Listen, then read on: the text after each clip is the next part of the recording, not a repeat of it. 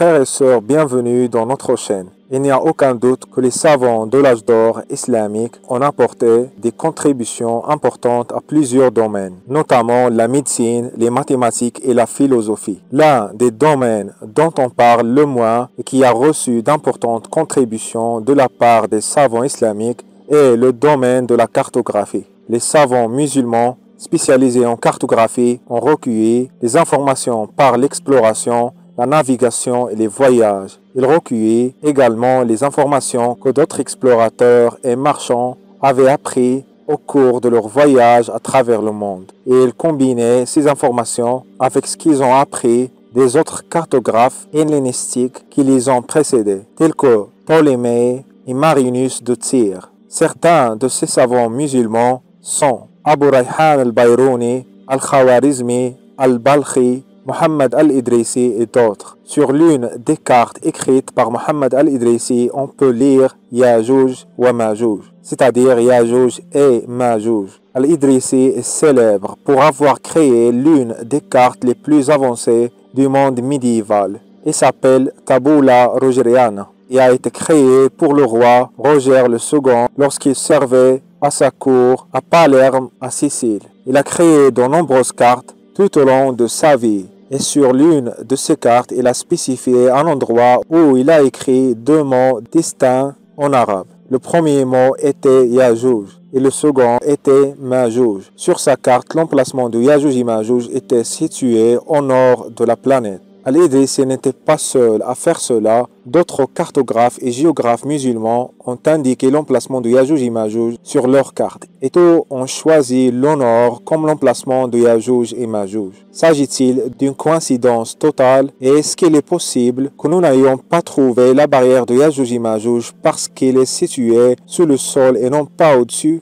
On va discuter tout ça en détail dans cette vidéo. Tout d'abord, présentons Ya'juj et Ma'juj, qui sont Ya'juj et Ma'juj. Il semble que beaucoup de gens pensent que Ya'juj et Ma'juj sont des djinns. Et il y a même des gens qui pensent que Ya'juj et Ma'juj sont des extraterrestres. Après les ulama musulmans, la vérité est plus simple que cela. Ya'juj et Ma'juj sont des êtres humains. La plupart des ulama musulmans sont d'accord sur ce point-là. Mais les ulama musulmans n'ont pas la même opinion à propos de l'apparence de Ya'juj et Ma'juj. La majorité des ulama pensent qu'il ne faut pas spéculer puisqu'il n'y a pas des hadiths sahiha qui décrit leur apparence. Ya'juj et Ma'juj sont mentionnés dans le Coran, dans l'histoire de Dhul Qarnayn, quand Dhul Qarnayn les a piégés dans un barrage entre deux montagnes afin de protéger les êtres humains. Et selon le prophète Muhammad sallallahu alayhi wa sallam, chaque jour, Ya'juj et Ma'juj essayent de sortir en creusant une ouverture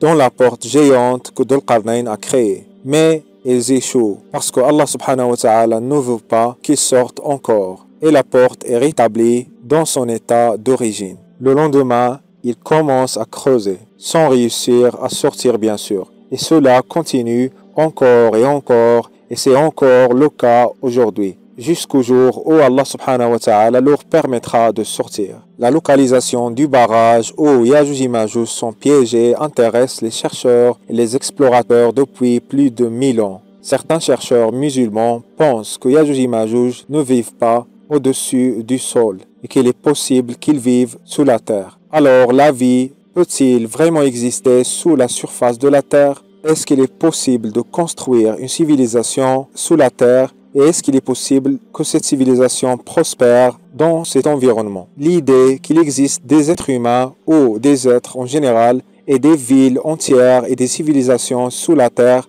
n'est pas une idée nouvelle. C'est une idée qui existait depuis des milliers d'années. Les anciennes légendes hindoues parlent d'un royaume qui existe sous la terre. Ils l'appellent Patala. Ils croient également que cet endroit est habité par de nombreux êtres et créatures mystiques. De nombreuses autres cultures et régions du monde croient en l'existence de villes et de civilisations souterraines. Par exemple, les natifs américains, dans la méthodologie Hopi, croient en l'existence d'une ville souterraine appelée Antkiva. Et d'une manière générale, la croyance en l'existence des sociétés souterraines n'est pas limitée à l'Antiquité. Il ne se limite pas aux légendes anciennes. Il y a un grand nombre de personnes dans le monde aujourd'hui qui croient en l'existence des villes et des sociétés souterraines. Certaines croient que les civilisations qui vivent sous la surface de la Terre ont réussi à récolter l'énergie des profondeurs de la Terre et qu'elles peuvent utiliser cette énergie pour produire de l'électricité. D'autres pensent que ces civilisations sont beaucoup plus avancées que nous et qu'ils ont trouvé des moyens de produire de l'énergie que nous n'avons pas encore trouvé et qu'ils sont capables d'utiliser cette énergie pour créer des sources artificielles de la lumière naturelle, afin d'imiter la lumière du soleil. D'autres croient même que les vaisseaux extraterrestres proviennent de villes souterraines, par des ouvertures dans le sol et non pas de l'espace. Il est vrai que beaucoup de ces idées et ces opinions appartiennent à des gens ordinaires. Mais vous seriez surpris de savoir combien de chercheurs et de savants célèbres ont cru en la théorie de la Terre creuse. L'un d'entre eux, le célèbre mathématicien et astronome Edmund Halley, a suggéré au XVIIe siècle que la Terre pourrait être constituée de plusieurs coquilles concentriques et que la vie pourrait y exister. De nombreux ulama musulmans pensent que la Terre est constituée de plusieurs couches lorsqu'ils présentent leur interprétation de l'ayah suivante. Allah subhanahu wa ta'ala a dit dans le noble Coran: Allahu alladhi khalaqa sab'a samawatin wa min al-ardi mithlahunna. De nombreux ulama musulmans ont essayé d'interpréter cette ayah, mais ils avaient des opinions différentes. Certains ulama disent que cela signifie qu'Allah subhanahu wa ta'ala a créé 7 cieux et 7 terres concentriques. Selon eux, cela signifie qu'il s'agit d'une seule planète Terre avec son ciel et sa croûte. Et en dessous, il y a un autre niveau qui a une croûte et un ciel. Et cela continue 7 fois, c'est-à-dire que la Terre a 7 niveaux. D'autres ulama musulmans pensent que cette ayah du noble Coran signifie que la Terre est divisée en 7 régions. Il y a aussi d'autres ulama qui pensent que la Terre est constituée de 7 couches superposées. Mais il n'y a pas d'espace entre ces niveaux. Et ils pensent aussi qu'Allah subhanahu wa ta'ala a créé 7 cieux qui sont également superposés. Donc, parmi les 3 groupes de ulama, il y a un seul groupe qui pense que la Terre a des couches qui sont séparées et qu'il y a des espaces entre ces couches. Il y a aussi des ulama musulmans qui pensent qu'il y a des créatures qui vivent sur chaque couche. Et certains d'entre eux pensent que Yajouj et Majouj font partie de ces créatures. Certains de ceux qui soutiennent cette théorie précisent même que Yajouj et Majouj vivent sous la terre dans le nord de la planète. Et selon eux, la raison pour laquelle ils pensent que Yajouj et Majouj se trouvent à cet endroit est leur interprétation de la ayah suivante du noble Coran, qui parle de l'histoire de Dhul Qarnayn. Dans le noble Coran, Allah subhanahu wa ta'ala a dit: Hatta idha balagha matla' ash-shamsi wajadaha tatlu'u ala qawmin lam naj'al lahum min duniha sitra. Les ulama musulmans qui croient que le barrage de Yajouj et Majouj est situé près du pôle Nord pensent que cette ayah est très spéciale. Cette ayah parle de Dhul Qarnayn quand il a atteint l'emplacement de Yajouj et Majouj. La ayah dit: Lam naj'al lahum min duniha sitra. Ce qui signifie, selon eux, c'est-à-dire les ulama musulmans, qu'Allah subhanahu wa ta'ala n'a pas créé de voile ou de couverture pour le soleil à cet endroit. Ces ulama interprètent cette ayah et disent que le voile ou la couverture dans cette ayah signifie la nuit, ce qui signifie qu'à cet endroit, c'est-à-dire l'endroit où Dhul Qarnayn a trouvé Yajouj et Majouj, il n'y a pas de nuit, c'est-à-dire le soleil est présent tout le temps et qu'il n'y a pas de voile entre les gens qui habitent ce lieu et le soleil. Lam naj'al lahum min duniha sitra.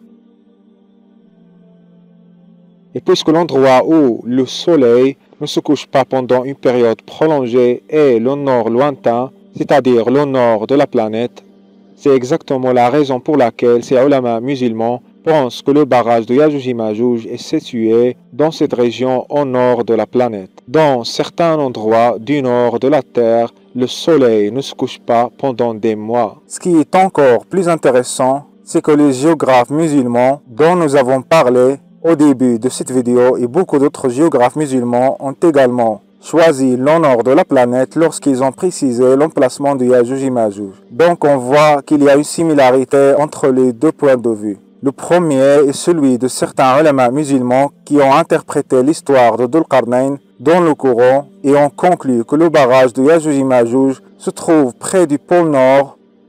Et aussi il y a le deuxième point de vue des cartographes et des géographes musulmans qui pensent que l'emplacement de Yajouj et Majouj se trouve au nord de la planète. Il est clair que les deux points de vue sont similaires. Donc, est-ce qu'on est en train de parler d'une coïncidence complète? Il est important de préciser à nouveau que les opinions des ulama musulmans sur l'emplacement de Yajouj et Majouj diffèrent d'un alim à l'autre, c'est-à-dire d'un savant à l'autre. Donc il n'y a pas de ijma', c'est-à-dire il n'y a pas d'accord complet entre eux lorsqu'on parle de ce sujet. Et donc dans cette vidéo, nous avons présenté l'opinion des ulama musulmans qui pensent que l'emplacement de Yajouj et Majouj est situé sous la surface de la terre. Et nous avons présenté les différentes opinions des ulama musulmans et des géographes musulmans sur le sujet de l'emplacement de Yajouj et Majouj. Si vous avez aimé cette vidéo, laissez-nous vos commentaires dans la section des commentaires au-dessous de la vidéo. Merci beaucoup d'avoir pris le temps pour être là et merci infiniment pour votre support. Et assalamu alaikum.